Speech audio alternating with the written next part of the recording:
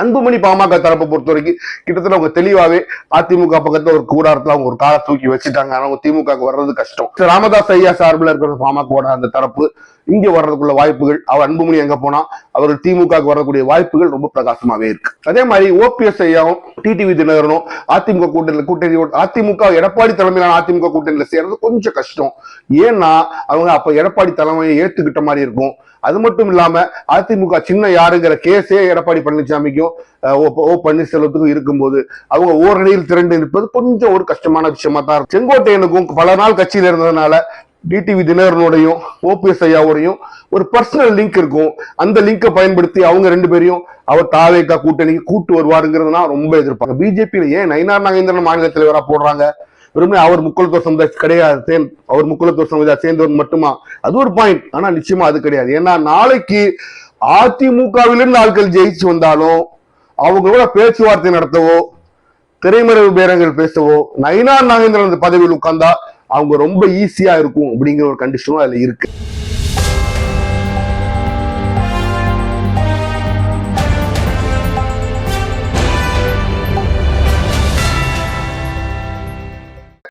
Hello friends, welcome to உண்மையும் பொய்மையும். நாம இந்த 2025 ஆண்டு இறுதிக்கு வந்துட்டு இருக்கும்போது அடுத்து வரக்கூடிய அந்த 2026 ஆண்டு தேர்தல் ஆண்டா இருக்கிறதுனால இப்ப அரசியல் களம் சூடு பிடிச்சு ஒவ்வொரு கட்சியும் தன்னோட கூட்டணி அமைக்கிறதுக்கு பலவாறு முயற்சி பண்ணிக்கிட்டு இருக்காங்க. சரி, இந்த ஆண்டு இறுதியில கூட்டணி நிலவரம் எப்படி இருக்குங்கிறத நம்ம பார்க்கணும். அந்த கூட்டணி நிலவரங்கள்ல முன்னாடி இருந்த கட்சிகள்லாம் இருக்காங்களா, இப்ப வேற யாரும் புதுசா சேர்ந்திருக்காங்களா நம்ம பார்க்கணும். எந்த அளவுக்கு அது இறுதிப்படுத்தப்பட்டிருக்கு நம்ம பார்க்கணும். இப்ப தமிழக அரசியல் ஒரு காலத்துல மூன்று பெரிய கட்சிகள் தான் ஓடிக்கிட்டு இருந்துச்சு. திராவிட முன்னேற்ற கழகம், அண்ணா திராவிட முன்னேற்ற கழகம், அப்புறம் காங்கிரஸ் ஒரு பெரிய கட்சி, சின்ன முஸ்லீம் லீக், சின்ன சின்ன கட்சிகள், கம்யூனிஸ்டுகள் இருப்பாங்க. கம்யூனிஸ்ட் சின்ன கட்சி ஆயிட்டாங்க, அப்படி சின்ன கட்சிகள் தான் இருப்பாங்க.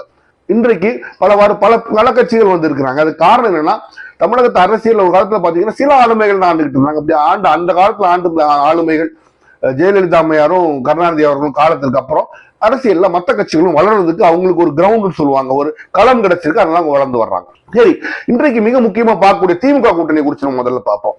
திமுக கூட்டணியில முதல்ல வழக்கம் போல என்னைக்கு கூட்டணி அது ஆளுங்கட்சி பிளஸ் கூட்டணி ஸ்ட்ராங்கா இருந்தாலும் வழக்கம் போல திருமாவளவன் அவர்கள், அதாவது விசிக திருமாவளவனும் கம்யூனிஸ்ட் நாங்கள் எங்களுக்குள்ள இன்ட்ரெஸ்ட் எல்லாம் பார்த்து எங்களுக்கு சீட்டு கொடுத்தாதான் இருப்போம், இல்லை வேற கூட்டணிக்குள்ள போனாலும் போதும், தடை இல்லை அப்படின்னு சொல்ற மாதிரி அவங்க பேசிக்கிட்டு இருந்தாங்க. பட் அப்படி இருந்தாலும் ஒரு சம்பவம் அவங்களோட அந்த ஒரு பேச்சை அப்படி மாற்றி போட்டுச்சு. என்ன, திருப்பரங்குன்ற விஷயத்துல ஒரு நிலைப்பாடு எடுக்க வரும்போது கம்யூனிஸ்ட்ல இன்றைக்குமே நான் ஒரு விஷயத்த சொல்லுவேன், ஓட்டை பத்தி அவங்க யோசிக்கிறது இல்ல. அவங்க ஒரு சில நிலைப்பாடுன்னு அந்த நிலைப்பாடை கரெக்டா எடுப்பாங்க. அப்படி நிலைப்பாடை எடுத்து நாங்க இந்த விஷயத்துல பாஜக செய்கின்ற அரசியல் நாங்க உண்மையாக கண்டிக்கின்றோம் அப்படி அவங்க கண்டிச்சு அவங்க எதிர்த்து போராட்டங்கள்லாம் பண்ணதுனால they are firmly in DMK's court. ஏன்னா அதை டிஎம்கே எடுத்து கையாண்டதை சரின்னு சொன்னா தான் நீங்க வந்து அதை நீங்க பிஜேபி கண்டிக்க முடியும். அப்ப வேற வழி இல்லை, இனிமேல் அவங்க டிஎம்கே தான் தொடர்ந்தாகணும். அதே மாதிரி விடுதலை சிறுத்தைகள் கட்சியை சேர்ந்து திருமாவளவனும் ரொம்ப இப்படி அப்படி பேசிக்கிட்டு இருந்தாலும் இந்த ஒரு விஷயத்துல அவரும் நானும் இந்த விஷயத்தில் பாஜகவை எதிர்க்கிறேன், முழுமையாக எதிர்க்கிறேன் சொல்லும் போது திமுக கூட்டணியில தான் இருந்தாகணும், எனக்கு அதான் சொல்லணும் அவர் வெளிப்படையாவே சொல்லிட்டார். சோ இந்த இரண்டு கட்சிகளும் திமுக கூட்டணியில தான் இருந்தாகும். அதனால திமுகக்கு இன்றைய ரேஞ்சில் இன்றைய தேதியில விசிகாவும் கம்யூனிஸ்ட் கட்சிகள் அவங்க கூட்டணி தான் இருக்கிறாங்க. காங்கிரஸை பொறுத்த வரைக்கும் ஆத்துல ஒரு கால் சேத்துல ஒரு கால்னு அவங்க வச்சுட்டு இன்னைக்கு சுத்திட்டு இருக்காங்க. இன்னைக்கும் அவர்களுக்கு விஜய் மேல ஒரு தனி பாசம் உண்டு, விஜயோட அவர்கள் சேரணும்னு ஆசைப்படுறாங்க. ஆனா அப்படி காங்கிரஸ் ஒருவேளை இங்க வரலாம், காங்கிரஸுக்கு பரவலான ஓட்டு கிடையாது. ஆனால் கன்னியாகுமரி மாவட்டத்தில் காங்கிரஸ் வெளியே சென்றால் திமுகவுக்கு ஒரு பாதிப்பு இருக்கத்தான் செய்யும். இதுதான் காங்கிரஸ் ஒரு நிலைமை. ஏன்னா என்னோட கணிப்புப்படி கம்யூனிஸ்ட் தோழர்களுக்கு ஒவ்வொரு தொகுதியில் இருக்கிற எவ்வளவு ஓட்டு இருக்கோ அதே ஓட்டுக்கோ அதோட கம்மியான ஓட்டு தான் காங்கிரஸ்க்கு நிறைய தொகுதியில் இருக்குங்கிறத என்னோட கணிப்பு. இதுதான் இன்றைய சூழ்நிலை. அப்ப அதிமுக கூட்டணி நீங்க எடுத்துட்டீங்கன்னா வேற யாரு வருவா அப்படின்னு பார்த்தோம்னா மதிமுக இருக்கு. அடுத்த பெரிய கட்சிகள் பாத்தீங்கன்னா மதிமுக, தேமுதிக தான் இவங்களோட வந்து சேர்றதுக்கு ஒரு வாய்ப்பு இருக்கு. ஏன்னா டிடிவி தினகரனோட அம்மா மக்கள் முன்னேற்ற கழகமும் நம்ம ஓபிஎஸ் ஐயாவோட கட்சி இவங்க எல்லாம் வந்து இங்க சேர முடியாது. ஏன்னா அவங்க அதிமுகவோடு இருந்தவர்கள். கட்சியை கழிச்சிட்டு அவங்க அதிமுக மெம்பரா சேரலாம், தவிர இந்த கட்சியை வச்சுக்கிட்டே அவங்க வந்து திமுக கூட்டணி வைக்க முடியல. So ruled out. மதிமுகவும் தேமுதிகவும் பொறுத்த வரைக்கும் என்ன பொறுத்த வரைக்கும் ரொம்ப யோசிச்சு பொறுமையா நமக்கு யார் நிறைய சீட்டு கொடுக்குறாங்க அப்படிங்கறத பார்த்து தான், நமக்கு யாரு ராஜ்யசபா சீட்டு கொடுக்குறாங்கிறத பார்த்து தான் வருவாங்க. அன்புமணி பாமக தரப்பை பொறுத்த வரைக்கும் கிட்டத்தட்ட அவங்க தெளிவாவே அதிமுக பக்கத்துல ஒரு கூடாரத்துல அவங்க ஒரு காலை தூக்கி வச்சுட்டாங்க. அவங்க திமுக வர்றது கஷ்டம். ராமதாஸ் ஐயா சார்பில் இருக்கிற பாமக அந்த தரப்பு இங்க வர்றதுக்குள்ள வாய்ப்புகள், அவர் அன்புமணி எங்க போனா அவர்கள் திமுக வரக்கூடிய வாய்ப்புகள் ரொம்ப பிரகாசமாவே இருக்கு. இதுதான் திமுக கூட்டணி நிலைமை. அப்போ நம்ம அதிமுக கூட்டணி அதிமுக கூட்டணி நம்ம பார்த்தோம்னா தொடக்கத்துல பயங்கர ஜோரா தொடங்குச்சு. நாங்களும் பாஜக கூட்டணி சேர்ந்து எல்லாத்தையும் கூட சேர்த்துருவோம், மிகப்பெரிய கூட்டணி திமுகவுக்கு எதிராக நாங்க உருவாக்குவோம் அப்படின்னு சொன்னவங்க தான் அதிமுக கூட்டணி. இன்னைக்கு வந்த மச்சானும் இருக்கிற மச்சானும் அதிமுகவும் பிஜேபி மட்டும்தான் இன்றைய சூழ்நிலையில அங்க இருக்கிறாங்க. மிக பிரதானமா இன்னைக்கு தமிழகத்துல வளர்ந்து வரதா நினைக்கக்கூடிய இந்த கட்சி தாவேக்காவை தங்க கூட இழுத்து போடுறதுக்குள்ள அரசியல் சூழ்ச்சிகளையும் காய்கறி நிறுத்தங்களையும் இப்ப பிஜேபி மத்திய அரசு மூலமா அந்த கரூர் சம்பவத்துக்கு சம்மன்ஸ் அனுப்பி பண்ணிக்கிட்டு இருக்காங்க. ஆனா அது நடக்குமா நடக்காதான்னு தெரியல. ஏன்னா இதுவரைக்கும் தாவேக்கா பிஜேபியும் தன்னோட எதிரியா சொல்றதுனால அந்த கூட்டணி இப்போதைக்கு இன்றைய சூழ்நிலையில நடக்காது அப்படிங்கிற மாதிரிதான் இருக்கு. அப்ப இப்போதைக்கு அதிமுக கூட்டணியில இருக்கிற கட்சிகள் அதிமுக பிஜேபி மட்டும்தான் இருக்கு. வேண்டாம் நீங்க பாமக அன்புமணி ராமதாஸ் கிட்டத்தட்ட இந்த பக்கம் தான் வருவாரு. ஜி.கே. வாசனுக்கு பெரிய ஓட்டு கிடையாது, இருந்தாலும் ஒண்ணுதான் இல்லாட்டி ஒண்ணுங்கிற அளவுக்கு தான் அவருக்கு வாக்கு. ஸோ இப்படி ஒரு சிறிய கூட்டணியோட தான் அவங்க அங்க அதிமுக கூட உட்கார்ந்துட்டு இருக்கு. அவங்க அதிமுக கூட்டணி இன்றைய தேதியில் மிக மிக ஒரு பலவீனமான கூட்டணியா தான் இருக்கு. ஏன்னா பெரிய கட்சிகள் யாரும் இல்ல. ஒருவேளை மதிமுக அங்க வந்து சேர்ந்தாலோ தேமுதிக சேர்ந்தாலும் கூட அவங்க மிகப்பெரிய கட்சி கிடையாது, கொஞ்சம் வலுவை கொண்டு வந்து சேர்ப்பாங்க. அதே மாதிரி ஓபிஎஸ் ஐயாவும் டிடிவி தினகரனும் அதிமுக கூட்டணியோட அதிமுக எடப்பாடி தலைமையிலான அதிமுக கூட்டணியில சேர்றது கொஞ்சம் கஷ்டம். ஏன்னா அவங்க அப்ப எடப்பாடி தலைமையை ஏத்துக்கிட்ட மாதிரி இருக்கும். அது மட்டும் இல்லாம அதிமுக சின்ன யாருங்கிற கேஸே எடப்பாடி பழனிசாமிக்கும் ஓ பன்னீர்செல்வத்துக்கும் இருக்கும்போது அவங்க ஓரணியில் திரண்டு இருப்பது கொஞ்சம் ஒரு கஷ்டமான விஷயமா தான் இருக்கும். எடப்பாடி அங்க இருக்கும்போது இவங்க சேர்த்து நிக்கணும் அப்படின்னா பிஜேபியோட மிரட்டலுக்கு அணிபணிஞ்சு மட்டும்தான் அவங்க நிக்க முடியுமே தவிர முழு மனதான் அவங்க நிக்க முடியாது. அதனால அந்த கூட்டணிக்குள்ள இப்போதைக்கு ஓபிஎஸும் டிடிவி தினகரனும் அதிமுக கூட்டணிக்குள்ள வர்றதுக்குள்ள வாய்ப்பு ரொம்ப கம்மி தான். அடுத்து தமிழகத்துல வளர்ந்து வர்ற கட்சியான அந்த டிவிக்கு நம்ம பார்ப்போம். டிவிக்கு தங்களுக்கு 30% வாக்கு இருக்குன்றாங்க. எலெக்ஷன் வரும்போது தெரிய போகுது. இருந்தாலும் எல்லாரும் சொல்ற மாதிரி அவங்க ஒரு பலூனை ஊதி பெருசாக்கலாம் நம்ம கூட வந்து சேருவாங்க. அவங்க வைக்கிற ஒரே கண்டிஷன் விஜயே சிஎம்மா ஏத்துக்கிறவங்க மட்டும்தான் எங்க கூட்டணியில வந்து சேரணும் அப்படின்னு சொல்றாங்க. இப்ப வரைக்கும் இந்த கூட்டணியில யாரும் பெருசா போய் சேரல. ஆனா ஒரு மாஸ்டர் ஸ்ட்ரோக் அவங்க என்ன புல் பண்றாங்கன்னா அதிமுகவோட தேர்தல் பிரச்சார வியூக அமைப்பாளராக இருந்த செங்கோட்டையன் இங்க தூக்கி போட்ட உடனே இப்ப அதிமுக கோட்டையில உள்ள பயப்படுறாங்க. ஏன்னா செங்கோட்டையன் அதிமுக தொடங்கின காலத்துல இந்த கட்சியோட மெம்பர், எல்லாரையும் அவருக்கு அங்க தெரியும், சீனியர் மெம்பர். அப்போ அவர் அங்க போனதுனால தேர்தல் வியூகம் மட்டும் இல்லாம கூட்டணி வியூகம் அமைக்கிறதுக்கும் செங்கோட்டையன் அங்க போனது உங்களுக்கு மிகப்பெரிய ஒரு பலமாகத்தான் இருக்கும். நான் வரக்கூடிய காலங்களில் என்ன எதிர்பார்க்கணும், அதிமுக எடப்பாடி பழனிசாமியில் அதிருப்தி இருந்த தலைவர்கள் வந்து நிறைய பேர் விஜயோட சேர்றதுக்கு ஒரு வாய்ப்பு இருக்கு. அது மட்டும் இல்லாம செங்கோட்டையனுக்கும் பல நாள் கட்சியில இருந்ததுனால டிடிவி தினகரனோடையும் ஓபிஎஸ் ஐயாவோடையும் ஒரு பர்சனல் லிங்க் இருக்கும். அந்த லிங்கை பயன்படுத்தி அவங்க ரெண்டு பேரையும் அவர் தாவேக்கா கூட்டணிக்கு கூட்டு வருவாருங்கிறது நான் ரொம்ப எதிர்பார்க்கிறேன். அது நிச்சயமா நடக்கக்கூடிய ஒரு மிகப்பெரிய ஒரு வாய்ப்பு உள்ள விஷயம். அப்படி ஒருவேளை அவங்க இங்க வந்து சேர்ந்தாங்கன்னா அதிமுக கூட்டணி இன்னும் கொஞ்சம் வீக்கனாகத்தான் செய்யும். அப்ப தாவேக்கோட வேற யாரெல்லாம் சேரலாம்னா மதிமுக சேரும். மதிமுக இங்க இருக்கு அங்க கூட சீட்டு கொடுத்தா சேரலாம், தேமுதிகவும் சேரலாம். பட் மிக முக்கியமா தாவேக்கா எதிர்பார்த்துட்டு இருக்கிறது காங்கிரஸ் கட்சி. காங்கிரஸ் கட்சிக்கு ஏன்டா இப்படி ஒரு புத்தி, அவங்க டிஎம்கேயோட போகலாம இத்தனை வருஷம் இருந்திருக்காங்களே அப்படின்னு பாத்தீங்கன்னா காங்கிரஸ் தமிழ்நாடு எலெக்ஷனோட கேரளா எலெக்ஷன் ரொம்ப விரும்புது. கேரளால அவங்க ஜெயிக்கக்கூடிய வாய்ப்பு பிரகாசமா இருக்குன்னு சொல்றாங்க. உங்களுக்கே தெரியும் இங்க உள்ள அந்த சினிமா மோகம் கேரளால இப்ப கொஞ்சம் வர ஆரம்பிச்சிருச்சு.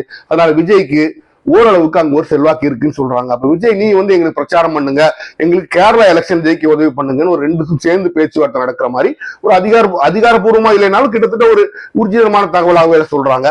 அப்ப அந்த பேச்சுவார்த்தையும் அப்படி நின்றுகிட்டாலும் அது ஒரு சாத்தியக்கூறி இருக்கதான் செய்யுது.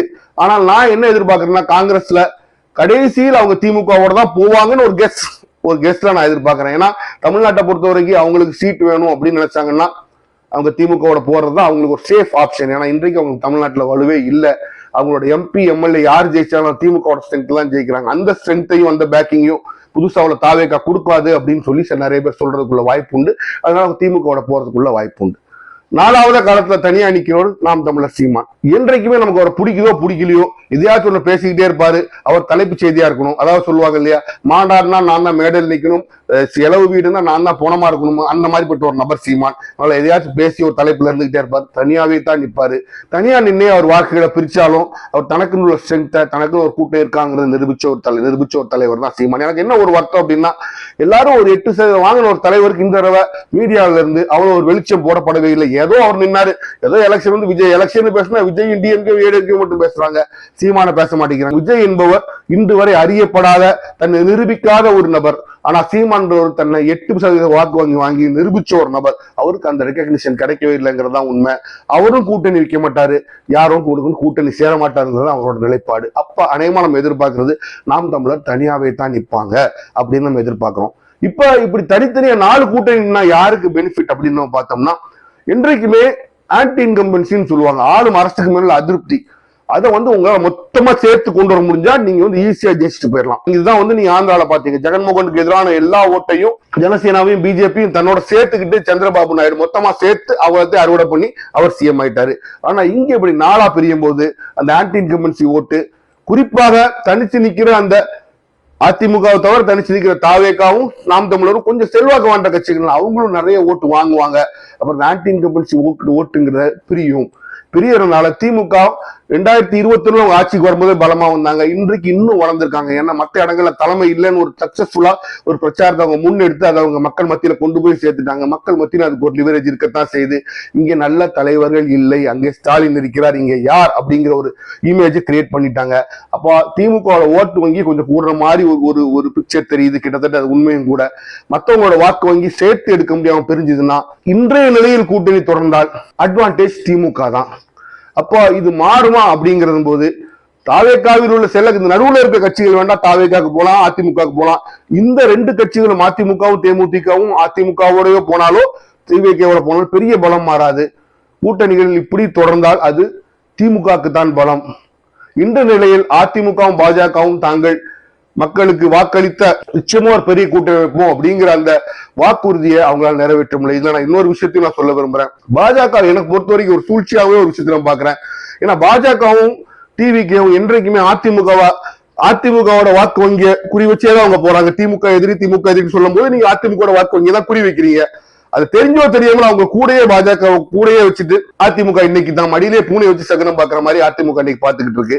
அதுல இன்னொரு மிக முக்கியமான விஷயம் என்னன்னா, கடைசியா பேச்சுவார்த்தை வரும்போது பியூஷ் கோயல் எடப்பாடி ஐயாவோட பேசும்போது என்ன சொன்னாங்க, 170 சீட்டு வேணும்னு எடப்பாடியா கேட்டதாகவும், 150 எடுத்துக்கங்க, 84 எங்களுக்கு கொடுங்க, நான் கூட்டணி கட்சிகள் கொடுத்துக்கிறேன்னு அவர் சொல்லும் போது, அப்ப கூட்டணி கட்சிகள் நிர்ணயம் பண்ணி அவங்களுக்கு சீட்டு பங்களிக்கிற அந்த விதத்தை பியூஷ் கோயல் கையிலயோ பிஜேபி கையிலயோ அதிமுக கொடுக்க கூடாது. எல்லா காரியங்களையும் அதிமுக மட்டுமே எடுத்து செய்ய வேண்டும். இதுல நீங்க ஒரு விஷயத்தை புரிஞ்சுக்கணும், அதிமுக தான் ரொம்ப அலர்ட்டா இருக்கணும். ஏன் அப்படி சொல்றேன்னா, இன்றைக்கு பாஜகவோட தலைவர் ஐயா நயினார் நாகேந்திரன் அவர் ஏன் இந்த போஸ்ட்ல போட்டாங்க, செங்கோட்டையன் தாவேக்காவோட எல்லா எலெக்ஷன் வியூக்கும் இன்னைக்கு செங்கோட்டையன் தலைவரா வந்தார். இவங்க 2 பேரும் யாரு, சாதாரண அதிமுகவோட தொண்டர்கள் கிடையாது, அதிமுக ஹெவி வெயிட்டா இருந்தவங்க.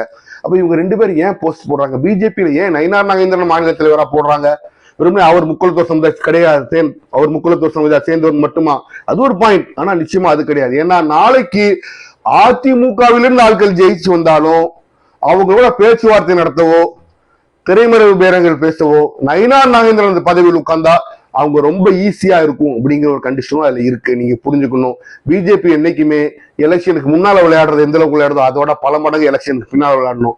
ஐயா எடப்பாடி உஷார். அதே மாதிரி நாளைக்கு தாவேக்காவும் எதுக்கு கொண்டு போயிருக்காங்கன்னா, தாவேக்கால செங்கோட்டையன் இருக்கிறதுனால அதிமுகவோட அதிருப்தி தலைகள் இங்கிருந்து போறதுக்குள்ள வாய்ப்பு இருக்கு. எப்படி பார்த்தாலும் இவர்கள் 2 பேருக்கு 2 பக்கமாக சேர்ந்து அதிமுக அடிவுள்ள ஒரு வாய்ப்பு இருக்கு. ஆனால் அதிமுக அதை சந்தித்துதான் ஆக வேண்டும். என்ன வருகின்றது 2026 கூட்டணிகளை எப்படி அமைய போகின்றது என்பதை நாம் பார்ப்போம். மீண்டும் சந்திப்போம்.